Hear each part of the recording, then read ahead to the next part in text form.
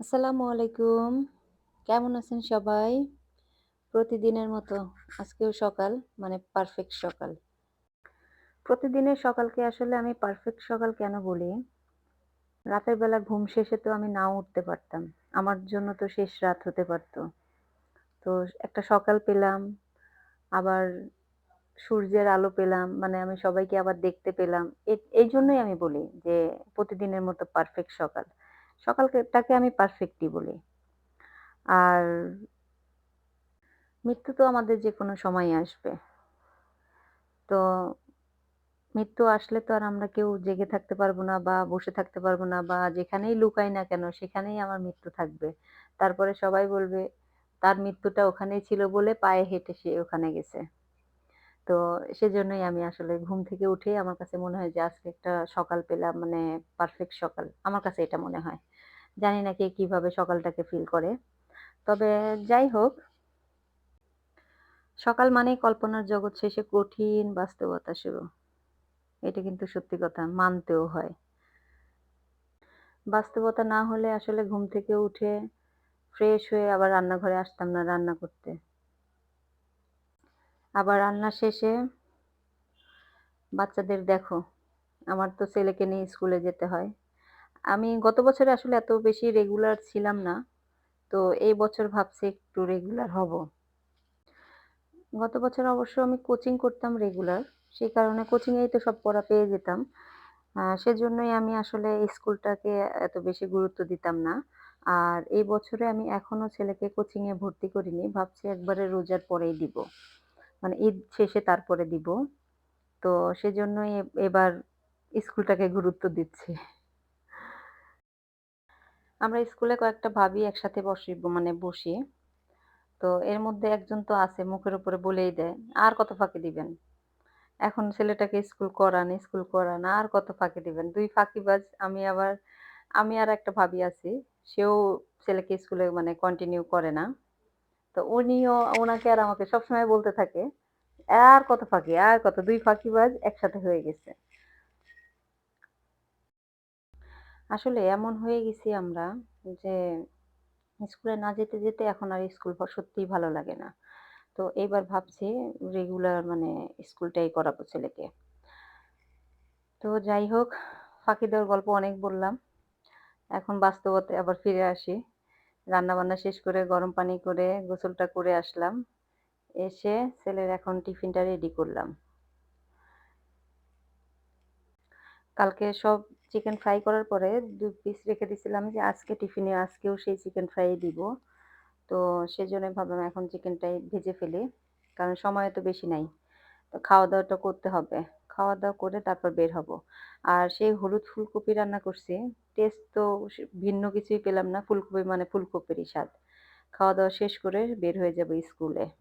ছোট আছে এটা আই কত করে নিছে আমার মন নাই এ মাসি এটা এখানে সামনে ধরো দাও ধরো ধরো আই ধরো ধরো কি বাবা কি হচ্ছে এখানে মাসি সামনে আনো কেন আরে আমি একটু ভিডিও নিতে চাই এটা তো আমার সাইজ তুই আমার সাইজ তোর লাগবে আমার তো হাতের এই বড় আছে তো এই ইউটিউবে ছাড়বে ইউটিউবে এই বড় কালি সুন্দর করে ছাড়ো কি আপনি গুরুটা একটু ডলা দেন স্যামসুং মাখন ভালো হয়ে গেছে সব আরে দেখো না হ্যাঁ মাখার পরে বাইরে এসে দেখি সব দপ করেছে ব্লেন্ড হয় না ছোটটা এই তো স্কুলে এসে আমাদের দিদি মানুষের খেতাম মানে যা দেখি তাই নিতে ইচ্ছা করে। তো এখানে একটা মাসি আছে, মাসির কিছু জিনিস দেখে এখন আবার ছেলের একটা জার্সিতে নাম লেখাইতে আসছে। ছেলের টিচার অবশ্য জার্সিটা কিনে পাঠায় দিছে ওর বার্থডে গিফট।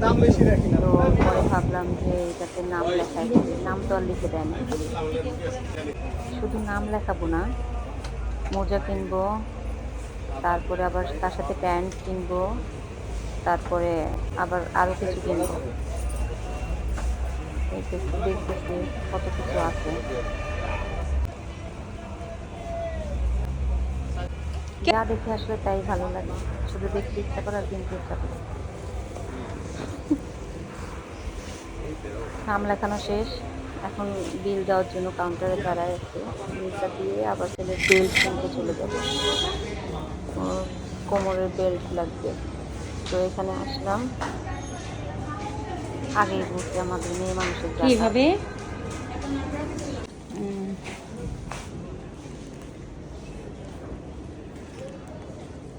মেয়ে বাচ্চাদের আসলে কাপড় দেখলে মাথা ঠিক থাকে না, মনে হয় যে কিনি কিনি কিনি, কিন্তু দুর্ভাগ্যবশে আমাদের কোনো মেয়ে নাই, তবে ছোট পিচ্ছি নাই, শুধু আছে ভাইয়ের মেয়ে। তো ওরে তো অনেক কিনে দেই। কি সব সুন্দর সুন্দর জিনিস, মাশাল্লাহ, দেখলেই চোখটা জুড়ায় যায়।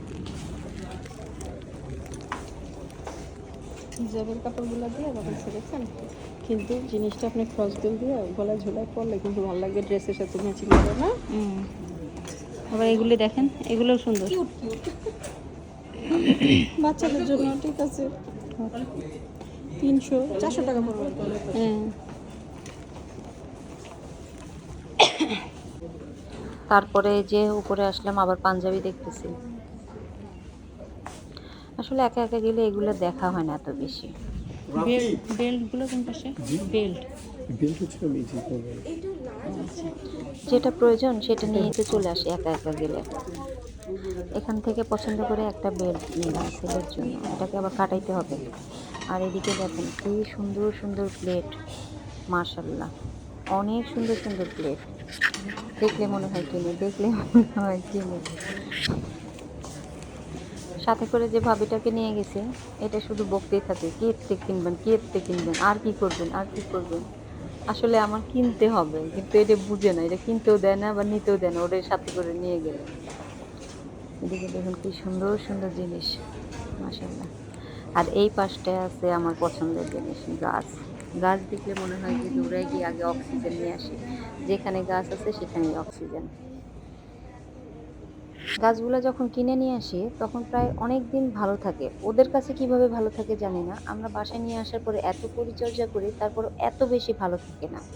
কিন্তু ওদের কাছে খুবই ভালো থাকে। দেখেন মেয়েদের কি সুন্দর সুন্দর কাপড়। এখানে আবার অনেক হিজাব আসছে, ভাবি কিছু হিজাব দেখতেছিল, আমি আবার পাশে কিছু কিছু করে দেখলাম। আমাদের বেল্ট কেনা শেষ হয়ে গেছে, তো ওনারা আবার মানে অ্যাডজাস্ট করে দিছে আমার ছেলের কোমর হিসাবে, সাইজ হিসাবে। তো ওটা নিয়ে এক ফ্লোর করে নামতেছি নিচে, আবার কিছু কিছু করে দেখতেছিলাম। তো দেখতে দেখতে আবার বারবার করে দেখি যে ঘড়ির টাইম কয়টা বাজে, আবার বাচ্চাদের ছুটি হয়ে যাচ্ছে কিনা, ছুটি হয়ে যাচ্ছে কিনা, ছুটি হয়ে গেলে তোরা আবার দাঁড়ায় থাকবে বাইরে। তো এই তো নেওয়া তো শেষ করলাম, করে এখন রিক্সা নিয়ে স্কুলে আবার চলে যাব, ছুটি হয়ে গেছে ওদের। আজকের মতো এই পর্যন্তই। সবাই ভালো থাকবেন, সুস্থ থাকবেন, সাবধানে থাকবেন। আল্লাহ হাফেজ। আসসালামু আলাইকুম।